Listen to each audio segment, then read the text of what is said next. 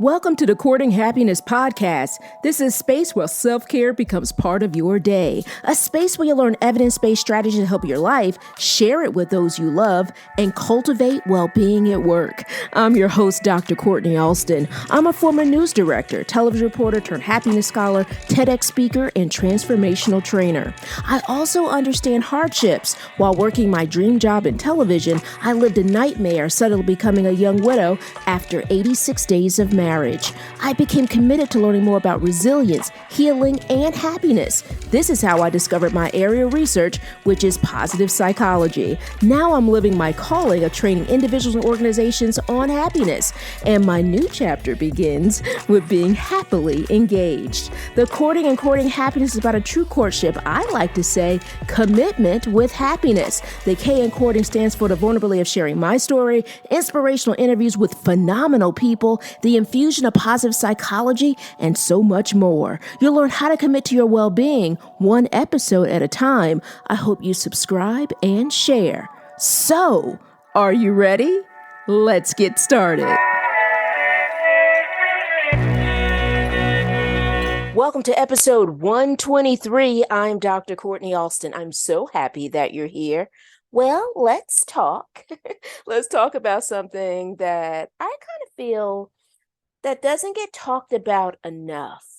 And that's strengths. Matter of fact, I like to call strengths superpowers. And although I said I don't think it gets talked about enough, that clearly doesn't apply to this podcast because we talk about it a great deal. But I mean in society in general, right? We often hear about let's focus on our weaknesses.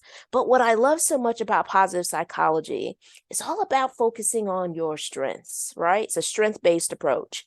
And another thing is something for you to think about. Have you had an evaluation that simply just shared all that you're weak in and not how to build and leverage your strengths?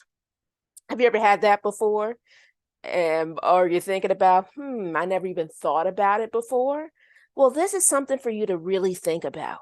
Because one of the approaches that I greatly admire and adore happens to be strength-based leadership. One of my favorite websites that I talk about a great deal on this podcast is actually positivepsychology.com. And they have so many great articles that talk about positive psychology and provide various tips, evidence-based strategies. They have an incredible team of scholars and that really share really great content that is science-based, and I just love it so much. So I highly recommend that you take a look, if you haven't already, positivepsychology.com. And also keep this in mind. I've talked about positivepsychology.com quite a bit on this podcast. And so when I do cite them, don't hesitate to go to the episode page of this podcast. And even for this one, for you to check out, you can go to drkortnialston.com/podcast/episode 123. So, like I said, they have insightful articles talking about strength-based leadership. They talk about what it is, and they cite incredible scholars in this area. So this is what they say about strength-based leadership, that it focuses on identifying and developing strengths of individuals and teams to improve their well-being and performance. Effective leaders, they mention, surround themselves with the right people and build on each other's strengths. And that is actually cited by Roth, and it's in the article that you can find on the webpage of this podcast at drkortnialston.com/podcast/episode 123. So I will admit, my approach is a strength-based one. I value being able to share with individuals their strengths.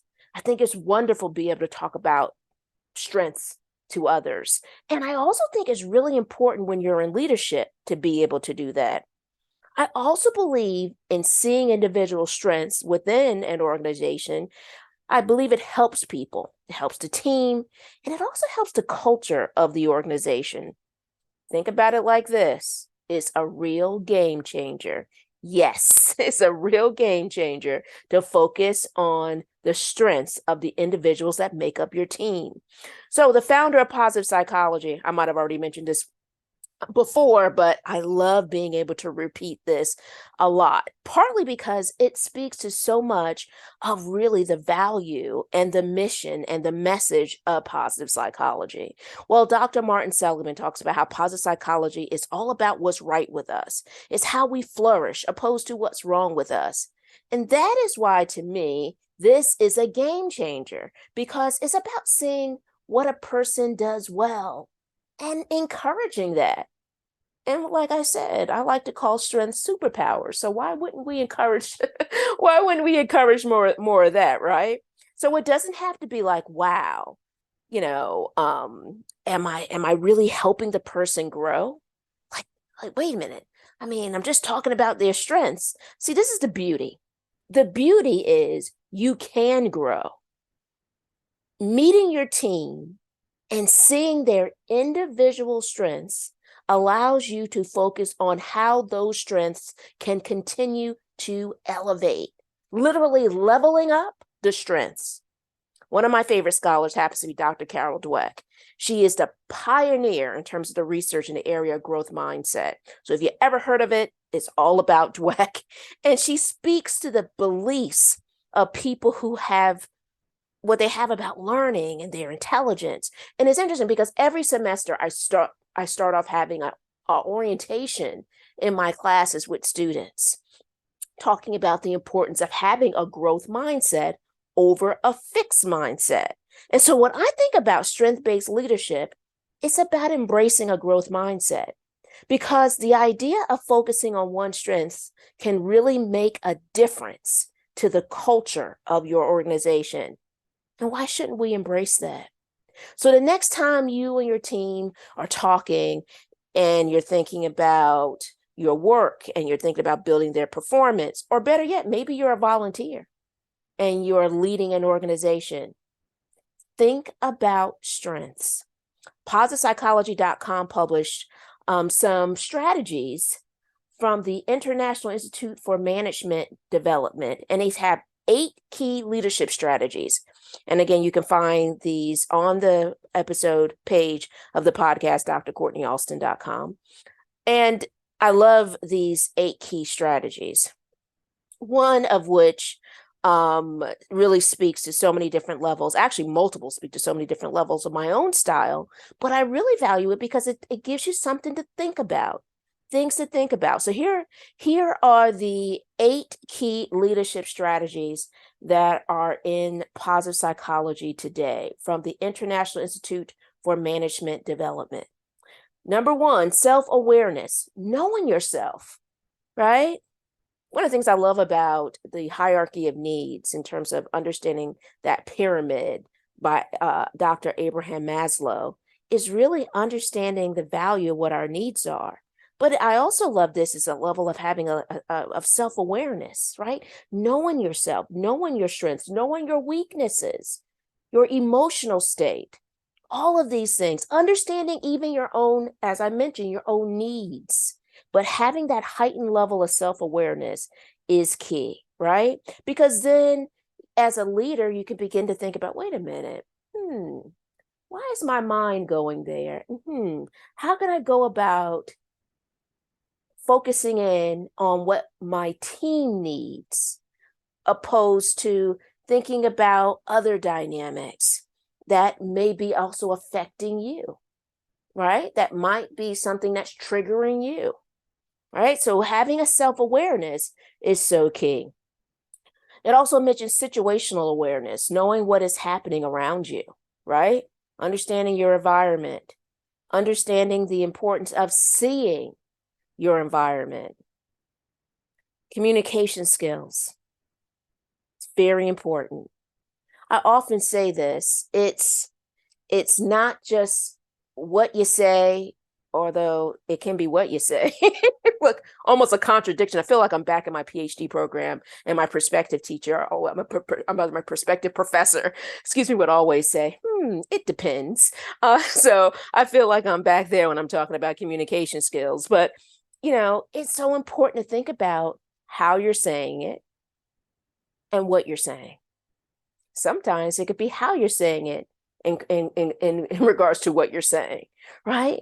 So if you're saying something, as my dad often would say, in a didactic form, that can be completely different if you're talking to someone with an empathetic tone, and that you are setting the stage to truly speak with.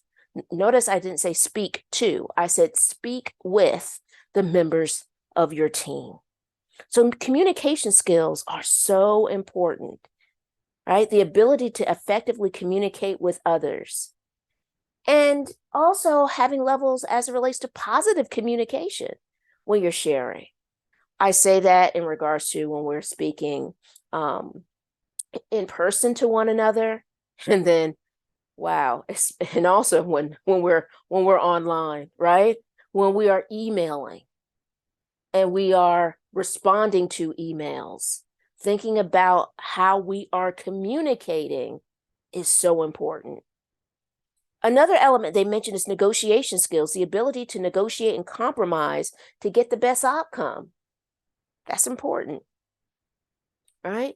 Is thinking about how to go about not only communicating, but possibly negotiating, might be advocating, having levels of advocacy for your team, making sure that you as a leader are being of service to your team and what that looks like. Matter of fact, one of the questions I often ask happens to be with my team and my friends. I always ask, how can I support you? How can I support you? And I ask that of students, let me know how I can support you. That question is a game changer too, because it begins to allow the person to go, wow, I'm not in this alone. Wow, this person is here for me. Wow, my leader or my manager, however which way you want to qualify that person or state how that person is in terms of their quote title, right? Is thinking about, well, how can I support you? When I hear that from my supervisors, I love it. I love it when I share it with my team, and I love it for the fact that I have people around me that say this to me, and I to them. How can I support you? If you haven't asked that question of your team or the people around you, I highly recommend you doing it. I highly recommend asking that question and then actively listen to see what their response is. All right, another key strategy that's mentioned is conflict resolution skills, the ability to resolve conflict in a way that is fair and agreeable. You ready for it? To all. To all, right? And with that being said, there's levels of empathy that's important to that. So understanding the value of being able to effectively communicate and understanding the importance of conflict resolution and having those skills to be able to, again, resolve a conflict in a way that is fair and agreeable to all. And it does have in brackets or most, or most, because sometimes you may not be agreeable to all, but at least most. Here's another, collaboration skills, another fave of mine, the ability to work with others, particularly those who are different from you, right? It's so important. It's so important. It's interesting. I remember in my management training when I was working as a news director and I was managing a news team, an NPR station in Baltimore, and I was going through training through a professional organization. And I remember having these training sessions, but one in particularly talked about communication skills. And it provided us insight from these incredible, successful, and esteemed executives in news. And I remember one of the things that was shared was the importance of giving your team undivided attention. Giving the people that make up your team undivided attention. And then also being in a space to be able to effectively collaborate. And so what I love this about these collaborative skills is really the value. I feel like collaboration is the value of connection.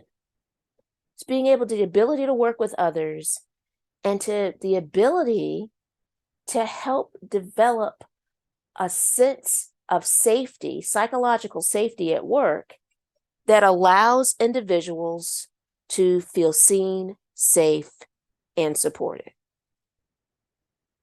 Another is the ability to work with different personality styles and approaches. And so that's important. That's very important. Another thing I learned through that management training is the golden rule.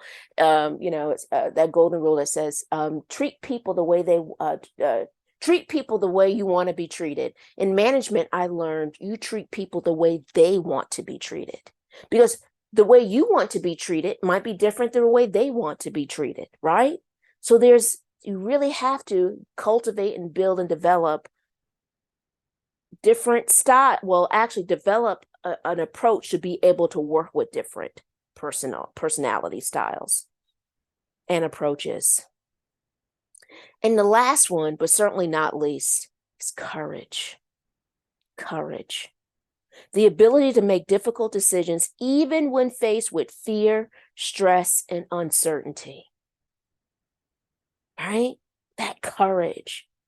It's so important in terms of helping to build, develop, and to provide a level, I talked about psychological safety, right? But when you're dealing with uncertainty, it's also important to create that safe space as much as you can within the workplace for your team. Right? So it's so important to be able to think about all of these different dynamics to better serve all the people, all of the different departments, maybe all of the different companies that you may even work with externally within your organization, whatever the systems look like within your firm, within your company, is understanding the value of being able to have courage. The article also mentions an area that is a must. Did I mention it's a must? It's a must. It's a must.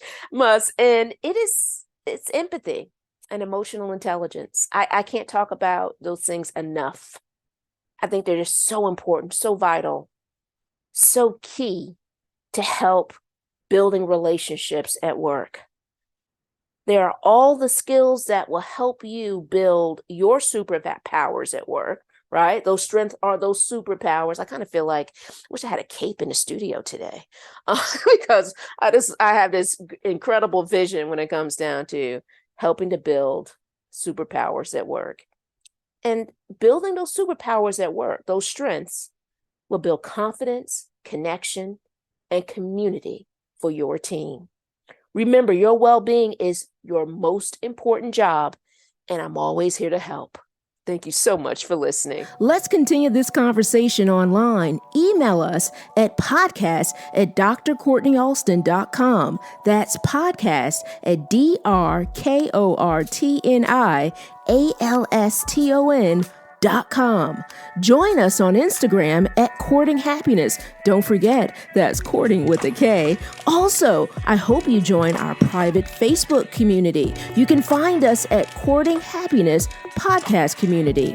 Our private Facebook group is a safe haven to share, meet more people looking to build positive relationships, focus on well-being, and create a happier life. Now, are you ready to spread happiness? We hope you subscribe and share this podcast with your family, friends, coworkers, and all the important people in your world. We release a new episode every Thursday. Congratulations on your continued commitment to your courting happiness journey. Thank you so much for listening. We want you to be well, be happier, and be kinder to yourself. We can't wait to see you next week.